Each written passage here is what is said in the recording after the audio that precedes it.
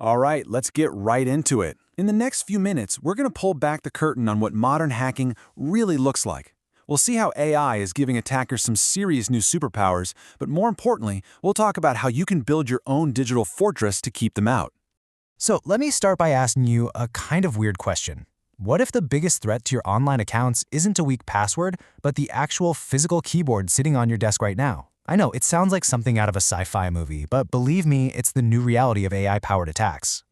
So check this out. This is how it works. An attacker just needs a photo of your keyboard. They feed that picture to an AI and tell it, hey, generate password ideas using only the letters that look the most faded and worn down. The AI then spits out a super targeted list, which means they don't have to guess millions of random combinations. No, they have a custom-made list just for you.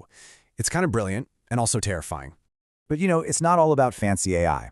The most successful attacks often go after a vulnerability that you can't just fix with a software update, and that's our own psychology.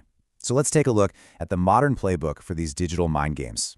This right here is what you call a smishing attack. And in this case, that's for smart phishing. So imagine you get an email. It looks super professional, maybe an offer for a brand deal.